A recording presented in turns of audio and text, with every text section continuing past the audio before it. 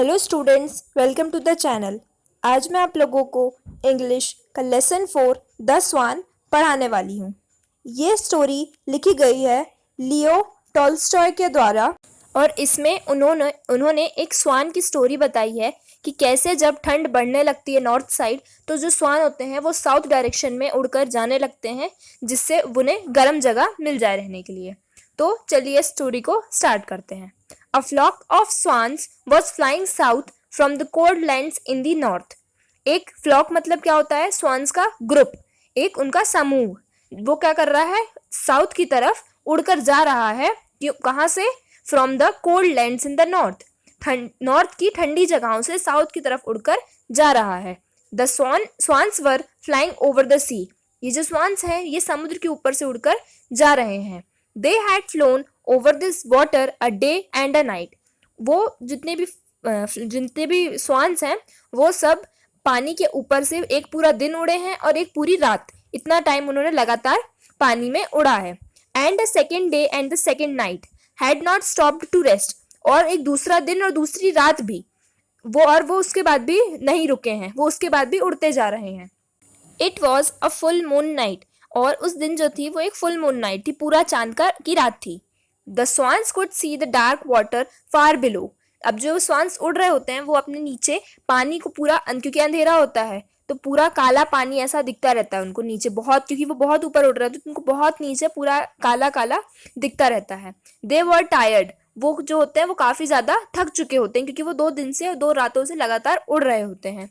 Yet they did not stop and kept on flying. फिर भी वो जो है वो रुकते नहीं हैं और लगातार उड़ते रहते हैं। The senior strong swans led the way with the younger and weaker ones following. अब इनमें से जो सबसे सीनियर और सबसे ताकतवर स्वान्स होते हैं ये सब बाकियों को रास्ता दिखाते रहते हैं और आगे उड़ते रहते हैं, और इनके पीछे जो है जो थोड़े कमज़ोर और नए नए स्वान्स हैं वो उड़ते रहते हैं। A young swan was last in the line. उन्हीं में से एक यंग स्वान था, एक छोटा स्वान था जो कि सबसे लास्ट में लगा हुआ था उनकी लाइन में। जैसे आपने देखा होगा जो स्वान्स होते हैं, बर्ड्स होती हैं, वो एक लाइन में उड़ती हैं, तो वो उस लाइन में सबसे पीछे रहता है। Its strength was failing. उसकी जो ताकत थी वो धीरे धीरे खत्म हो रही थी क्योंकि वो कमज़ोर था बाकियों से। It flapped its wings and felt it could not fly any further. वो अपने पंख को फड़फड़ाता रहता है, फ्लैप्ड मतलब फड़फड़ाता रहता है, और उसे ऐसा लगने लगता है कि अब वो और ज़्यादा नहीं उड़ पाएगा।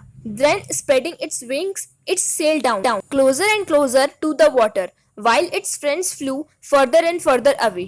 अब जब उसको ये लगने लगता है कि वो बिल्कुल भी नहीं उड़ पाएगा तो वो अपने पंखों को फैला लेता है और धीरे धीरे नीचे जाने लगता है। पानी के धीरे धीरे पास पहुंचने लगता है, और उसके जो दोस्त रहते हैं वो और दूर दूर उसको दिखने लगते हैं क्योंकि वो ऊपर रहते हैं और वो फ्लो में उड़ते रहते हैं। वो अपने पंख छोड़ के नीचे उतरने लगता है। Looking just like white spots in the moon light. और उसको उसके दोस्त कैसे दिखते हैं? जैसे अंधेरे में मून लाइट में उसके दोस्त उसको सफ़ेद स्पॉट्स जैसे दिखते हैं, क्योंकि स्वान जो होते हैं वो वाइट कलर के होते हैं, तो वो स्पॉट्स जैसे उसको दिखने लगते हैं। वो इतने छोटे दूर चला जाता है उनसे। The young swan settled on the water and folded its wings. और ये जो यंग स्वान रहता है ये नीचे आकर पानी में बैठकर अपने जो पंख होते हैं उनको बंद कर लेता है, फोल्ड कर लेता है। The waves rocked it gently. और जो वेव्स होती हैं, जो लहरें होती हैं, वो उसे धीरे धीरे उस अपने साथ बहाने लगती हैं, धक्का मारने लगती हैं आगे की तरफ बहने के लिए, जिस तरफ बहाव होता है। Now the flock was like a thin white line in the sky. अब जो उसको जो स्वान का जो फ्लॉक होता है वो उसको कैसा दिखने लगता है? क्योंकि जैसे वो लाइन में उड़ती हैं तो वो उसको एक वाइट लाइन की तरह दिखने लगता है आसमान में। When they disappeared from view, the young swan folded its wings, lowered its neck, closed its eyes and went to sleep.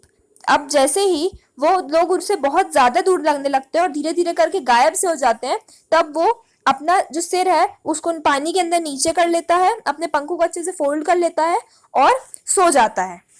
Only the waves rising and falling made the swan rise and fall as well. अब जो होती हैं सिर्फ लहरें होती हैं जो ऊपर नीचे होती रहती हैं और उसको ऊपर नीचे उसको धकेलती रहती हैं। At dawn, a light breeze rippled the water and some of it splashed against the swan's white breast. अब वो जो रात रहती है, जिस रात में वो लोग उड़ते रहते हैं, वो रात खत्म हो जाती है और सुबह होने लगती है, सूर्योदय होने लगता है। डॉन मतलब सूर्योदय का समय। उसी समय हल्की हल्की जो हवाएं चलती रहती हैं, उनके कारण पानी में लहर उठती हैं, और वो जो पानी लहरों के कारण जो उठता है वो छलक कर स्वान के ऊपर भी आता है, तो उसके कारण उसकी आंखें खुलती हैं। The swan open its eyes, और वो उठ जाता है। The red sun was slowly rising in the east while the moon and the stars were hardly visible.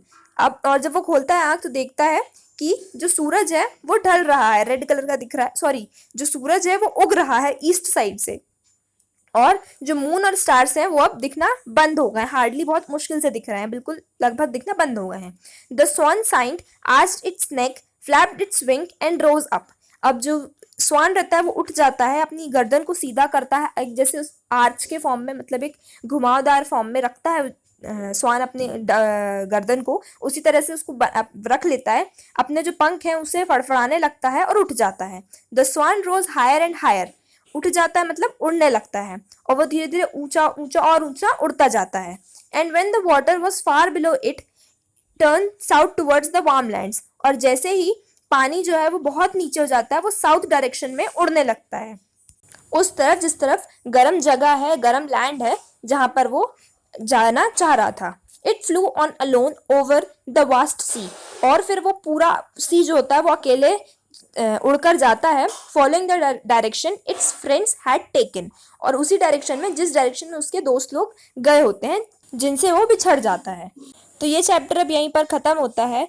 Author ने इसमें एक स्वान का स्ट्रगल बताया है कि कैसे वो थकने के कारण, बाकियों से कमज़ोर होने के कारण आधे रास्ते में ही रुक जाता है, और फिर उनको फॉलो करते हुए उसी डायरेक्शन में चल पड़ता है। अब हम मिलेंगे नेक्स्ट वीडियो में। Thank you.